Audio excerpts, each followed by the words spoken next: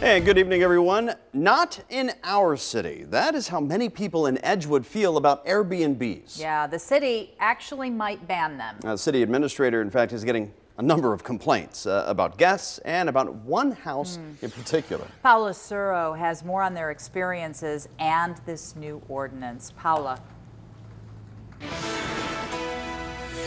Well, guys, the city administrator calls Edgewood a bedroom community. As you can see, this neighborhood I'm at, this road I'm on is relatively quiet. There are no cars parked along the side of the road, and he wants to make sure things stay that way, but some neighbors disagree.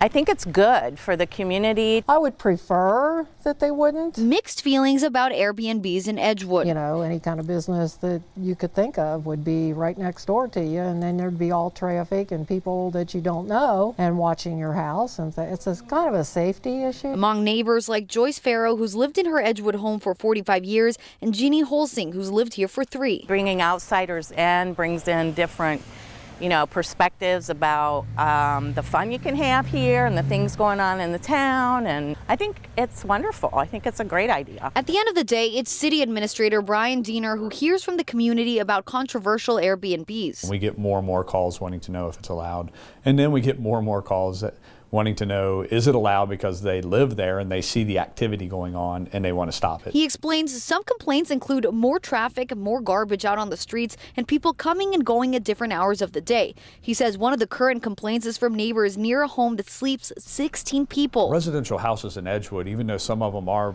very good size, are not meant to have 16 people sleeping in that house, but that could mean 16 separate individuals are coming to that, bringing vehicles to park on the street, the driveways, and all that. And that's why Diener hopes City Council passes the ordinance his office is proposing. It would prohibit Airbnb rentals or short-term rentals in the city. Council could vote yes, they could vote no, and the public could come to our council meetings and give their opinion. The population of Edgewood is 9,000 people, and there are 3,500 homes. Diener says not one resident who owns a home in the city has called to say Airbnbs should be allowed. We want to hear their feedback, and right now their silence is telling us that we're probably going in the right direction.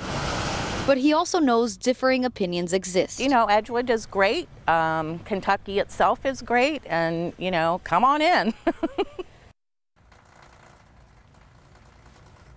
Now, if the ordinance passes and the city finds out that there are Edgewood homeowners renting out their houses as Airbnbs, they could face a penalty. And the city administrator tells me that penalty could be anywhere between $100 to $500 per occurrence. But for now, we're live in Edgewood. Paula Suro, 9 on your side.